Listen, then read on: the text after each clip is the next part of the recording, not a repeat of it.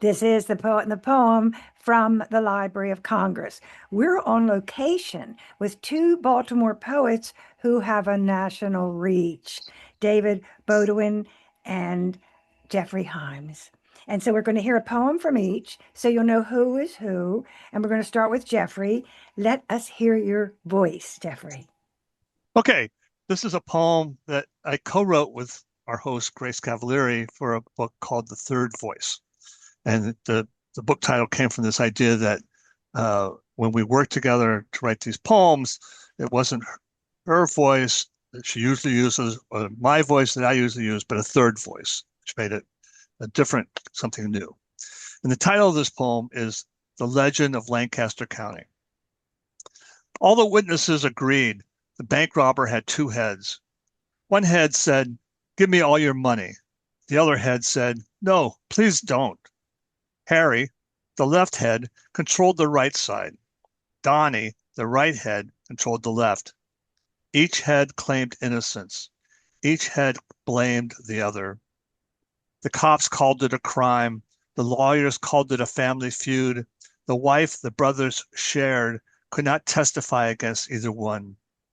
Her name was Matilda, ashamed that she only had one head. How much easier it would be if she had a head for each brother. The brothers argued and she wept. This went on for years. The operation to give her a second head would cost $80,000. We could rob a bank, said Harry, but it would be wrong. No, said Donnie, it would be right. Please don't do it, pleaded Matilda. Donnie wore a lion mask. Harry wore a horse mask. Matilda wore cold cream and watched the evening news. They were counting the money when the cops burst in. Not hard to find a two-headed bank robber in Lancaster County. Now it's visiting hour at the prison. Matilda looks at Donnie's head, at Harry's head. She looks at the reflection of her one head in the plexiglass window.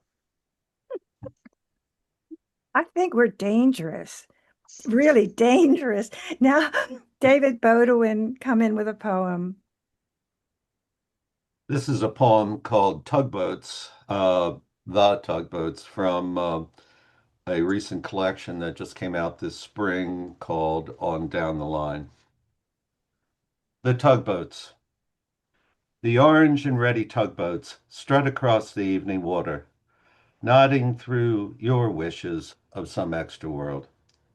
Cold is not a word for the wind. It is French, indifferent. Elsewhere, shrugging waves, only tugboats resolve. Where we pause from these windy ramparts out, this world appears friendly, as most things do from far away. To sit down with a second cup of coffee and a knife and continue.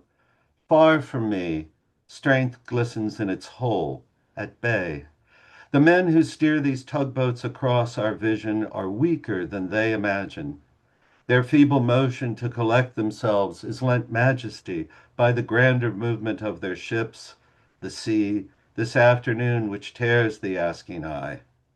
How many voyages have they, as I do now, desired nothing but to fling themselves across the most dangerous void between themselves and another? Then, always, they realize their work depends on strangers, and their lines snake crazily through the impenetrable air. What I want even to say is not hatred. One should and must have a heart swollen enough to stagger into, when friends, and bolt the door behind, when children come begging for midnight candy, when friends carve their names in our breath. Sometimes love goes bad by lunch. Even the cat won't eat it. And yet the noble tugboats have never set a course for themselves, nor forsaken the harbor for exotic ports, retrieving ships with painted eyes. Intuitive, they know the sea returns, casting the lines that draw us together. I am so glad I paired these two poems by accident, the gleeful and the lyrical. And that is a good.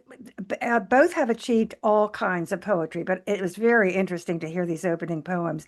David, since I have you here right away, tell Mhm. us where we can find this poem if we want to read it. Well, it's in a book called On Down the Line from a local press in Ellicott City, Maryland, called Uncollected Press.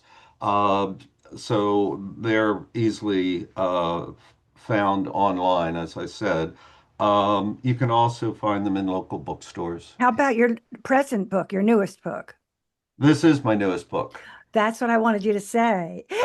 It's just out. Uh-huh. And when you look at the poems that you've collected, what is the story you're telling yourself over and over?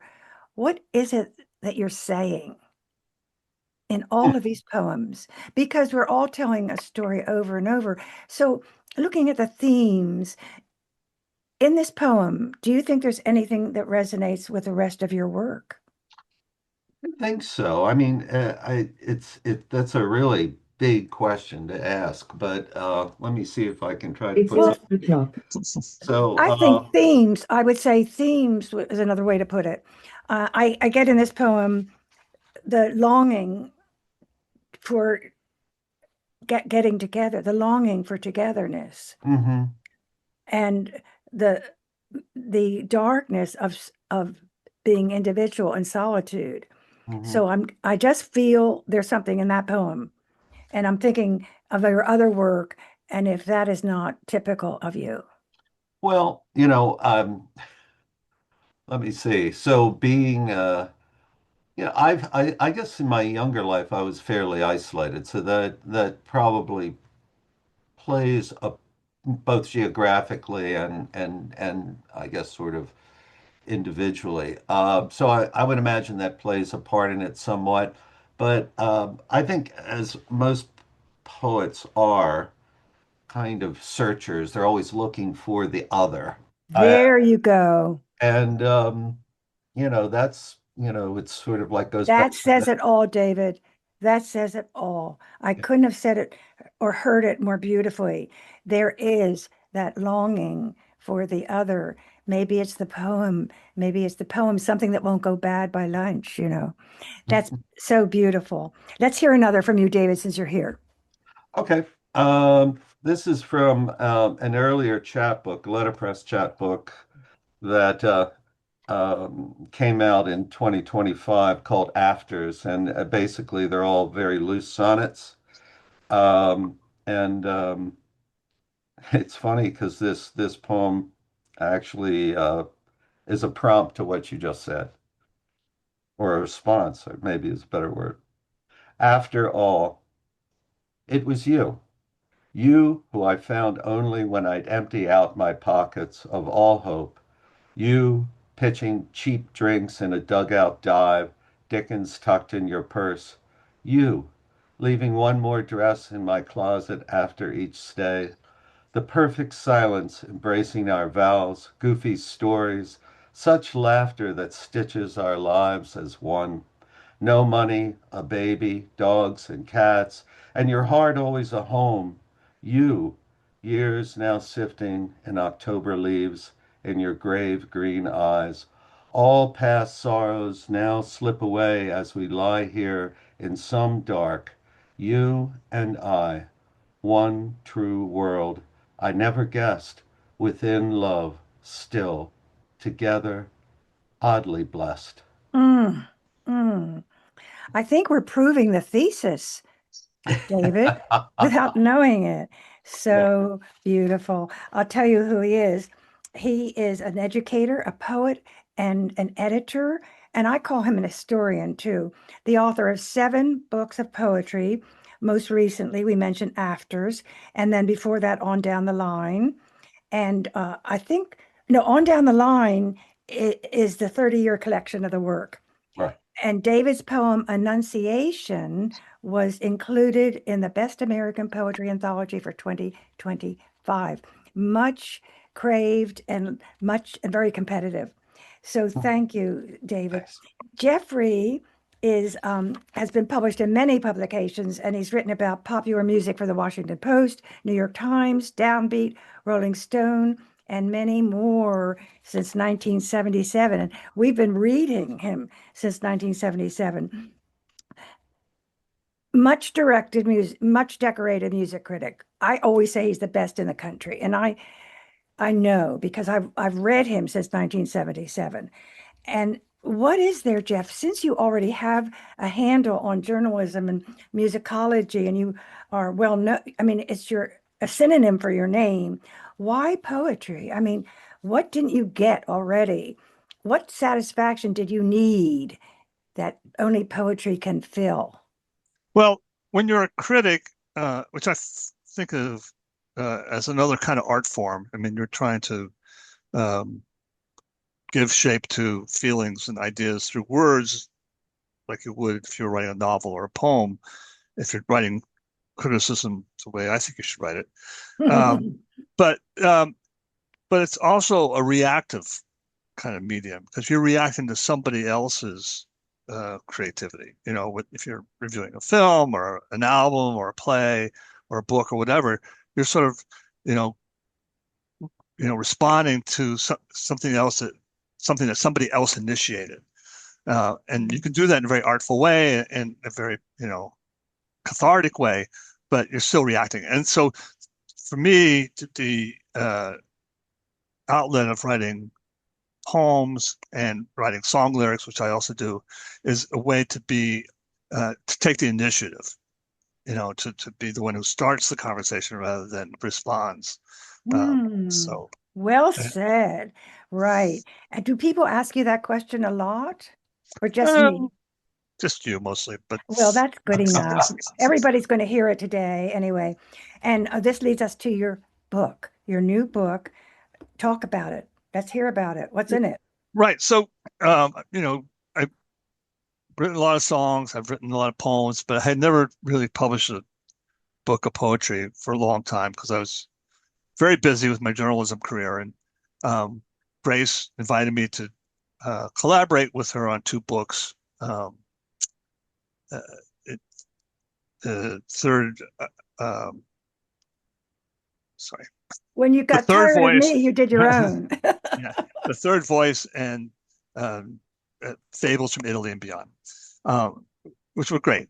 But then I had all these poems written by myself that had been piling up hundreds and hundreds for years. And so I decided, well, I'm going to put together a book of those. And it's called Today I Am an Orphan, the shorter poems of Geoffrey Himes. Came out earlier this year on Bunny and Crocodile Press. And, it was good to just sort of like get them out of the desk drawer and into the world. And I'll read something from that book now. That's what we want. This is called The Pond. The same tannin that makes this pond as dark as strong tea preserves its buried bodies. Every once in a while, gas will expand within a torso and float it into view, the nose above the surface, the shoulders below, a boy, a lost memory. But it's never the body I want to see, the woman with the brown hair parted at the middle into twin braids. Mm. I want to stare into that face, a reflection of the moon upon the pond, until I learn how it could be so kind and then so cruel. But it's never her flesh that rises through the decaying leaves and falling snags. It's always someone else's face, the answer to someone else's question. That the braids get me. The braids get me. The detail. You are known for your viscerous approach to poetry, the sights, the sounds, the smells, the dark tea-colored lake. But it's the braids that we will remember there. Thank you for so much. Now, I want everyone to know that in addition to being a practiced poet, you have written popular music for the Post, the New York Times, the Downbeat, the Rolling Stone, and many others. And your books include In Law Country, how Emmylou Harris, Roseanne Cash, and their circle fashioned a new kind of country music in 2024. And I'm going to give your credentials little by little because we only have a small program. We'd be up all night. So back to David. David is a poetry historian. I'm the one that calls him that, so we know it's true because he chronicles poetry from the past and presents them in the present and gives them a context so that we understand the content in the time and history they were written. And most notable are the New York School of Poets in the mid 50s. So, David, you've paid so much attention to them. What do they contribute to the American canon, and why are you so obsessed with them? Well, I would not call it an obsession, but Oh, it has to be. It's so beautiful. it's kind of, well, I would call it a passion, but Mhm. that's it Mhm. my I guess sort of engagement with that group of poets really goes back, oh my gosh, almost 50 years when I was first Mhm. introduced to them in undergraduate school and outside of the classroom, I might add, just been referenced by friends and it represented now, of those sort of three, I guess you would say, post-World War II American schools of poetry, sort of outside the academy. So, I mean, you're talking about, the Beats slash San Francisco Renaissance, Black Mountain, and then finally what's loosely called the New York School. I found myself probably drawn most immediately, like a lot of teenagers are, to the Beats. City Lights books that you could pick up cheaply and read Howl and Coney Island of the Mind by Lawrence Ferlinghetti, et cetera, et cetera. But once I was tagged by at least the first generation of New York School, mainly Frank O'Hara, Kenneth Koch, Barbara Guest, and certainly John Ashbery. Uh, it kind of whatever makes that light go on in your head, reading those poets certainly did. So I've been Mhm. following that, and it's kind of a multi-generational cohort, if you want to call it that, because it's not just those four people, but a second and then finally a third generation that came after that. And it kind of dissipated, I would say, at that point by the end of the 70s, early 80s. I mean, there's a lot of those poets, if they haven't passed, are certainly still active. But I was always curious, why New York? Why then? I mean, most of outside of those original four who were, obviously classically trained and from fairly well-to-do backgrounds, um, it was very much of a I would say a very ragged group of people without any money.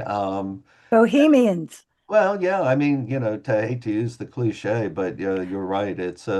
They were bohemians, and they were very they were very sort of circumscribed by contemporary poetry. They were, as I believe the poet Maureen Owen told me, no one paid attention to us, so we could do whatever we wanted to. There was a great deal of collaboration and performance, and all of that sort of stuff came into play. So it's just a fascinating time for me. And And people need to know that you still feature this on your Substack newsletter, New York Poets, and you have had conversations with people that are still alive, that are influenced by them.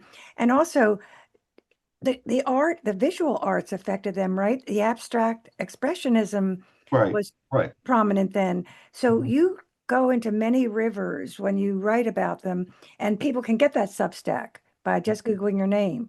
Sure. Sure. I mean, Okay. it's right. Yeah, it's called New York Poets IOU. They And can get that from oh, sure. Googling it. I'm sure it's Yeah. easy to find. Well, let us hear two poems. Okay. Um, let's see. So I wanted to read actually some an earlier poem from a sequence that I wrote um, in the I guess it was right around 1980. It's called The American Night, and it was actually my first attempt at writing sort of loose sonnets, which Hmm. seemed to has taken over my life at this point, in terms of a kind of a form that I engage in. Um, okay, so these are not numbered, but they were 14 loose sonnets in this sequence. In white patches of light on wood floor, new land. Relieved, I fix the shower so my people will have rain. Marriage, these two opposites, and a flag. Work is alchemical, I was told at meditation camp. Now nights move the Now cars, move the nights to one side. Nothing spooky about silence. Somebody's else or my own, a habit like leather shoes one still wears till earth roughs his heel. Our lives spent dismantling these excuses, amused to the end. Indeed, it is a skull, my lord. Its gravity approaches that of angels beating rayon tambourines against the painted nails of midnight. Imagine death, the speed limit that lies. You cannot drive too fast. So witty, so witty. Do you have another one? That sonnet? Yeah, and this is actually one that you were present for at, as Jeff mentioned, we all gather every spring in Chestertown for the Antioch Poets Retreat, and this poem came out of the most recent one this year. After Louise Gluck, it will make no forms but twisted forms, this life. But stare at it long enough, and shapes do emerge, like gazing at clouds and wanting more than a simple outline without a voice. Here is his face, hers, a house where you grew older but then left, that better world that did not come when called. Instead, these years took their own shape, and you with it, scars and all, stitching lines even now you cannot fully recall, except when you glance into a mirror to greet that indifferent stranger. You nailed her. I'm beginning to notice for you, and so that you'll notice that there Mhm. is always an other in your poems off stage. Right. And oftentimes in theater, the person off stage is the most interesting person. Oh, yeah. Even if it's the person you're sleeping with in one poem, or the tugboat captain with another, or a famous poet. So there is this together, this feeling I get from your poetry of some solidarity with other. And I think it's almost in every poem and beautifully various, said in so many different ways. But it's always the same thing, the bond. We're better with the bond than without it in all of your poems. So interesting, so beautiful. Jeff, because David gave us a prelude into the Baltimore school, we want to hear what you think about it, since you are a progenitor. Yeah, I think we were talking before we started about the New York school and um, you know there's a sort of an unacknowledged school of Baltimore poetry that sort of centered around Grace and her students at Antioch College in the early 70s, and then which included myself and Ellen Carter and Paul Bartlett and uh, John Doe, who went on to form the band X, and um, Gail Saunders. Gal Saunders, Paul Bartlett, and then people who are also in the Baltimore community like David and Alan Britt and Jennifer Keith and um, so on and so forth. And there's just sense of when I was listening to David's tugboat poem, there's a sense of Baltimore where things are sort of much more down to earth than a lot of literary scenes. It's the tugboats in the harbor, it's the people hanging out on the streets, and the language is more sort of earthy and it's like people. The thing I've always liked about Baltimore is that nobody puts on airs. This is, what you see is what you get. Oh, So, and I think that comes through in the book. authenticity. Uh, It's and a and terrific. and even though, this is decades later, we still gather, once a year on the Eastern Shore at Washington College. We have groups that we meet monthly, and there's a real sense of community without having sort of you know, a literary dress code where you have to write a certain way. It's more, you know, be Well, there are yourself, be yourself as much as possible. authenticity is a perfect way you have said it. There's the tribe, and then there's the family. And the fire you sit next to is the one where you get the most warmth. Because if someone says your name in California, who cares if that's fame? I don't need it. But sitting status comes from community, and we got it to give, honey. We got it. So let's have two poems from Geoffrey. All right. Well, I'll read two shorter ones now at this point. So this is speaking of sonnets. This is a sort of a loose sonnet. It's from my new book, Today I Am an Orphan. It's called In the Cardiologist's Office. Mm. The doctor said my heart once was made of wood, but now was made of glass. It might last for years. It might shatter tomorrow. Beware of tiny hammers.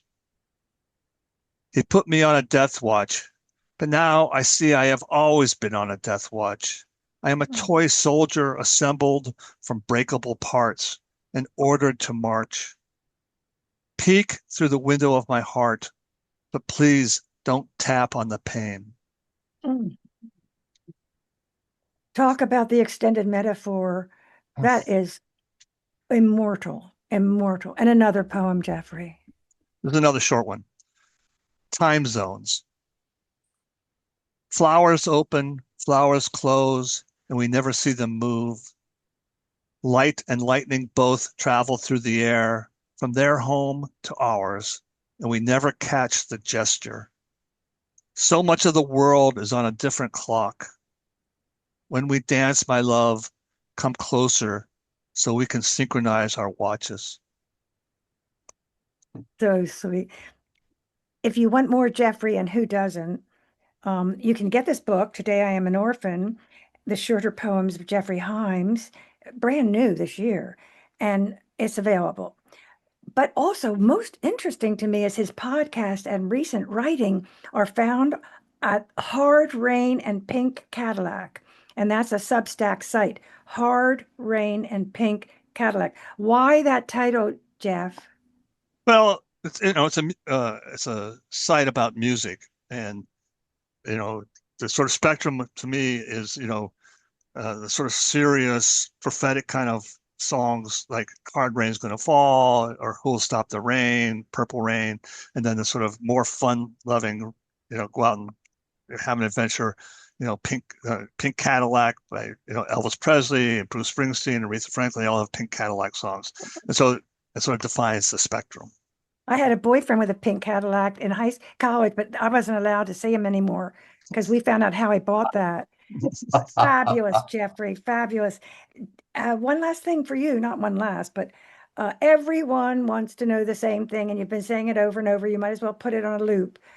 How do you navigate the difference between lyrics in your songwriting and poetry on the page? Well, to me, the analogy I always use is that, poetry is like fiction. It has to be self-sufficient on the page. Whatever effects it's going to produce in the reader are done with the page. Whereas songs are like plays. They use words, but they also use other artistic means to make their impact. Like a play, you can read it on a page, but it doesn't really come to life until you have actors and sets and stage, and it's a live performance. And then all of a sudden, it means a lot more than it does when you read it. Songs are the same way. You can read it on the page, but it's really not until you have the music and the voice and the instruments that it really comes to life. And so they're Mm. just, to me, they're different art forms. They're related. There's a lot of overlap, of course, but to say that, you know, song lyrics are poetry or, poetry is song lyrics, to me, it doesn't make sense. Well, some people say you could just lift the lyrics off the page, off the script, and have a poem, but that's really not true, right? You have something you can read, but it doesn't have it. It's not designed for that. It's designed to be played married to music, and part of the trick of writing lyrics is that you have to make room for the music. You have to, accommodate the music, whereas a poet on the page can disregard that. They can do whatever they want, with I hope people will stop asking you now that we've made this final, and it's now a credential. David, you have been writing for 50 years, and I'm proud of that. I'm not ashamed of my age. And so how do you think you're different now than the way you were? And then I want you to look at the bigger umbrella. What do you see about poetry 50 years ago that you didn't realize until now? So do it on the personal level and on a more ubiquitous level. Are you talking about the state of poetry today? That too, but your own state first. Where have you come from and where are you going? And is it the same thing? Because I think Well, my early poems are as good as my late ones, which showed no progress whatsoever. yeah. Well, I mean, I would I think that I think that in the world of music, just to bounce off of what Jeff was just saying, there's this term that old blues artists use called woodshedding, which means you just go and you practice, practice, practice, practice, practice off by yourself. And I mean, I felt that a lot of when I started writing in junior high school, college, graduate school, I was still learning. Mm. I really don't feel that. What were you learning? Well, for example, in when I was in college, I deliberately, because the stuff I was doing in high school was basically, I was following a lot of the popular musicians and the lyrics that they were, I mean, like Bob Dylan, obviously, and others, because I was fascinated with their lyrics, to me, which was spoke to me more as poetry than the 19th century stuff I was looking at in the Mm. classroom. Um, and then beyond that, when I first discovered the beat writers, as a lot of teenage young writers do, I immediately started sort of copying that style. So I mean, I was basically learning how to write by basically copying other people. Who didn't? Who Yeah, didn't? exactly. So that copying, and then in college, as another point, I decided I need to write in strict form for a year just to do it, and, Just to punish yourself. just to punish myself. And that I think helped enormously because when I then stepped away from that, I had a much keener ear for the sonics of a poem, the sounds, the rhythms, meter, if you want to call it that. And I was able to sort of bring that more organically into my own work, Uh-huh, or organically. or Hmm. intuitively, I mean, maybe it's a Hmm. better word, into my own work than I was ever able to do before. Um, I think what I find to be a kind of, and God, I'm going to sound like the old man yelling at the cloud, right? But a lot of younger poets now are not schooled in the, if you want to call it the history of poetry, but just forms. Even their antecedents. Yeah, just to know where you came from, Mm. and to know where the form came from. I mean, there is some merit to that old line. I think that Chaucer I think, stole from a Greek poet, but the life's so short, the craft's so hard to learn, or too long to learn. So the craft's so long to learn. And it really takes a while. I think at this point, I'm probably writing better poems than I ever have before. Um, Even though I'm sort of, ancient of days at this point. Well, let us prove it with a final poem. Okay. Well, I'll read that poem then that appeared in Best American Poetry 2025. This poem is another Baltimore poem called Annunciation. For my sins, I live in the city of Baltimore, immutable as it staggers into the sea, its crooked shore uncertain of any harbor, impure and beautiful, like a cigarette butt in last night's drink. So must I think like Poe with an aching head of dark and transcendent things that drift from those alleys, follow us back to our little blue home. Let these poems be our fiery word in these haunted streets, turning all shades but our own to things as real as stone, where we can read our death has not been written yet. Even with monsters at the edges, it is a map where we can live. This city they keep building as it falls. The water's current carries everything away but what we feel, who we loved, where we went that night for crabs and beer. It will never be more real than here. I bow to you. Geoffrey, before we hear a final poem, what do you think we're doing? I mean, you've been on the edge of the commercial world. Nothing is more material and has a bigger stall in the marketplace in the music industry. So you've watched it and you've evaluated it. And then we come to poetry, where you told us that you did it for your own sense of self. And I understand that because your being was not expressed in being a critic. But why are we doing it at all? Why poetry? What's it about? Well, it's the same as any art form. I mean, we're trying to.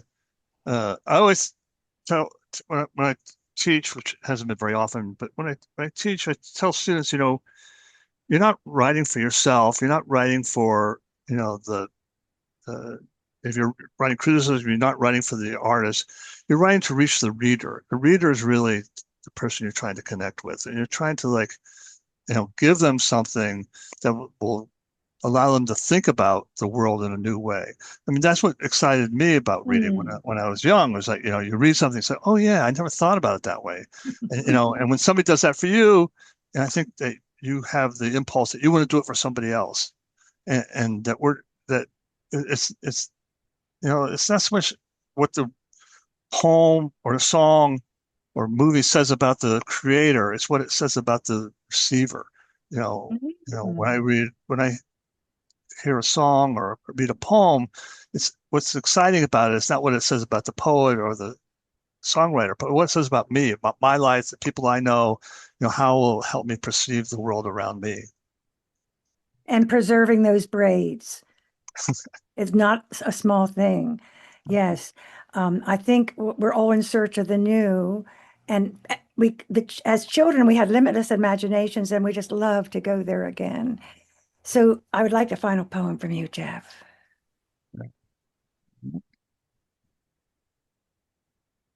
This is a um, this is another Baltimore poem, although it's sort of based on William Butler Yeats. It's called "The Second Coming." This is also in my new book. What rough beast, star chosen and star crossed, slouches towards Baltimore to be born? What small child under a 40-watt bulb in a basement basket of mud and straw is now asked to be a millennium's messiah? What naked monkey announces the second coming with an arc of urine, a sagging fontanelle, and piercing vowels without consonants? What strangers, what social workers shepherding their flocks, what East Side kings presenting their contraband gifts, what limping matriarchs with maimed wings now crowd through the door to bear witness? What never Virgin Mary in a blue mantle surrounded by teenage boys chewing the air like cows and donkeys, like lifts the howling mouth to her purpled nub of a breast. Mary, already remembering the shrapnel delights and despairs to come for this man-child in a promised land, already following the golden-handled casket, already singing just a closer walk with thee, lifts the squalling babe from the basket, wraps him in a cocoa-colored blanket, and carries him into the glassy December night, beneath the smoldering streetlights, past the empty eye socket buildings, untouched by the whistling bullets, undeterred by the dark's garbled hollering toward Christmas morning's eastern horizon, dawn's rose-blushed, blood-stained edge, and its imminent, uncertain epiphany. A little bit of the Jesuit education wrapped in whole cloth there coming through. And this is the poet and the poem from the Library of Congress on location with two Baltimore poets, David Beaudouin and Geoffrey Himes. The program is produced by Forest Woods Media Productions, post-production by Mike Turpin, MET Studios. We want to thank our funders, the Sinipid Fund, the Ravada Foundation of the Logan family, and friends of the program, Avadesha Shani, Young Ki Kim Renault, Natalie Canavore, and Sandy Jackson Cohen. Mike Turpin's our engineer, and I am Grace Cavalieri. Thank you.